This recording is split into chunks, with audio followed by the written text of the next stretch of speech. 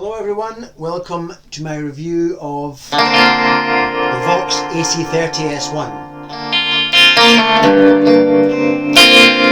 So shimmery sounding.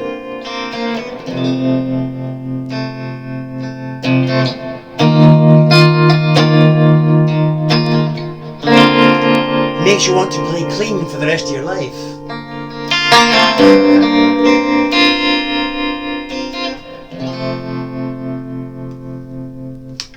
What a great song that was, eh? Anyway, let me do my usual 3 minutes of self-indulgent noodling through the Vox, and then straight after that we'll get right into it and talk about why I've even got the amp, etc. See you in 3 minutes.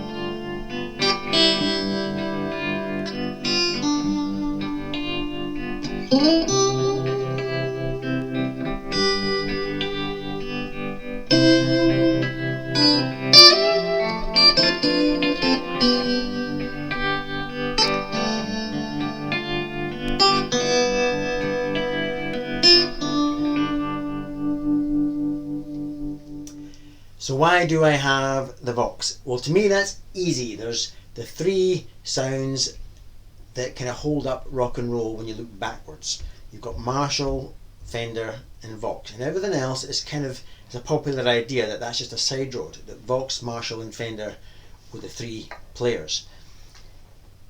I like to think like that. I'm getting older, I'm old fashioned, and in pursuit of good tone, the minute I heard the Cornell, boom, I had to have that. That's the most me. The Marshall was essential because, well, there's the Marshall. The Marshall was essential because I love the Blues Breakers. Les Paul through a Marshall, heaven for me.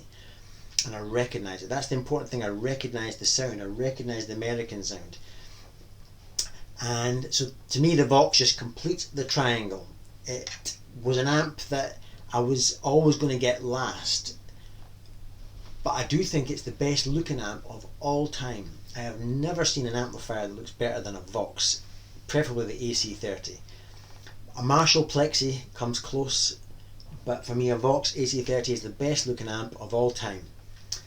And yet I never particularly liked the sound of Vox. I even tried a Vox AC30 before buying the Cornell, and the Cornell just jumped out and said buy me. So it was always going to be the last amp I would get prioritise wise. The Supro, love it, just a side road for me. But the Vox, I had to have the Vox at some point in my life, and this point has come. So, I've always thought Voxes sounded shimmery, and for guys who like to play clean, and for those that like to play dirty, I always thought the sound was a bit boxy. And by boxy, I mean that as a kind of insult. The kind of sound you could get if you bought the smallest, crappiest amp out of a catalogue, and it would sound compressed and small, that boxy quality. Even Brian May, who's a wonderful guitar player and has great tone, and it perfectly suits Queen, that's a boxy tone, man. That tone is boxy. And this gives me that boxy tone, but it's a sound of rock and roll. It's the sound we've heard, and the shadows and the shimmery chords and Beatles music and so on. So, and if you listen to the note separation, like you can hear all the notes when you strike chords.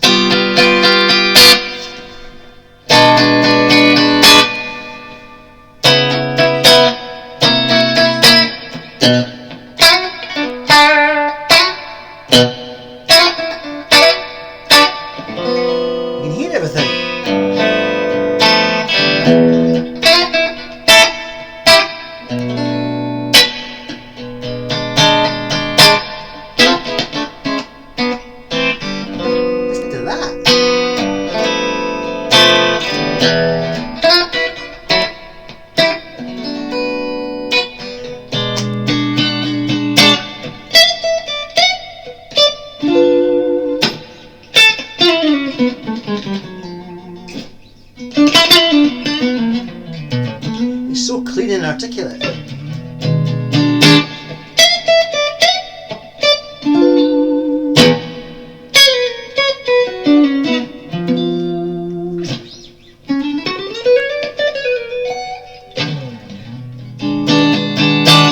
So it's got that clean thing. It's so shimmery. I'm not going to say the ch word because everybody reviewing a Vox amps uses a certain word. I've vowed I'm not going to say it. But it's so shimmery, like a fairy is sprinkling fairy dust on the high end, the trebly note. And it's not a harsh treble, it's just this lovely treble. I'm really liking it, really liking it. Now, this amp, it's the Vox AC30s1. If you're into Voxes, you'll know all about that. But this last few years, Vox have simplified the AC30. They've taken away one of the speakers, saving a lot of weight. They've stripped out a lot of the circuitry, and they've just given us the top boost. They've taken away the tremolo. That's my only sadness. They've taken away the tremolo. They've taken away any other inputs. Used to get high and low, I think, inputs or whatever it was. So one speaker, revised circuitry that's just the top boost channel. So that when you look at the top of the amp, in fact, before we go any further, here's a photograph of the top of the amp.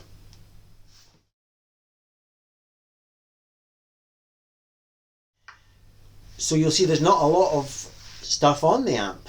One input, few knobs. Point is, it's hard to get a bad sound out of this amp unless you don't like the Vox sound. I kind of miss that when you think of a traditional Vox, and you can still buy a traditional heavy Vox that weighs a ton. I kind of miss the purpley, kind of pink purpley colour on the panel. I wish they'd kept that for this one. The two handles on top of a Vox, that to me is an image that I'll never forget, whereas this one's just got a grab handle. We know why, because this one you can lift. It's very portable. But no, I think overall the amendments, they make the amp more affordable, and I'll come on to that in a minute, more reliable, and most people were using the top boost. Not everybody, but the top boost was where it was at for most players, and so I'm really enjoying it. I think it launched at about 750 odd quid. I don't know if it's the virus or whatever it is, but it's come down in price, and I got that for something like, I think it was $550.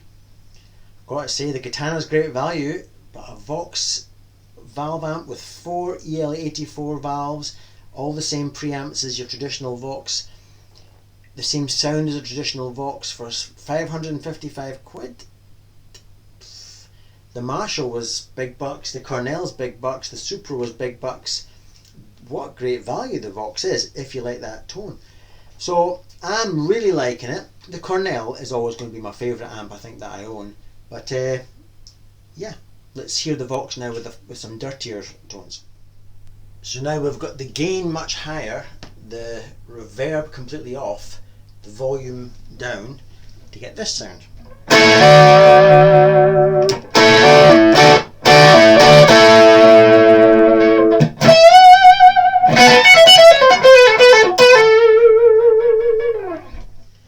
I mean, can you imagine being Brian May and having 13 of them in the back? Boxy sound or not, I'm having it. Let's change the tones, keeping them dirty, but something more like I would maybe play. But first I'm going to change microphone because I'm really not getting on with that little lav mic. So I'm going to change seat and position and change microphone.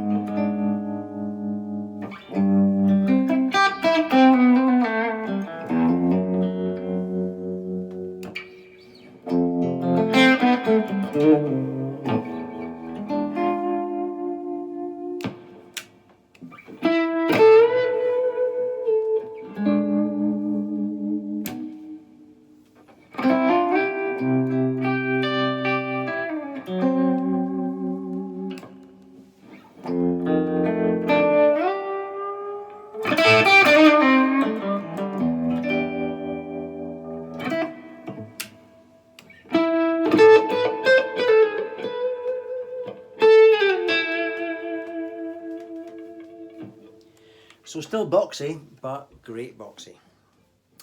So I'm going to sign off now. Thank you very much for putting up with me and my amplifier obsession.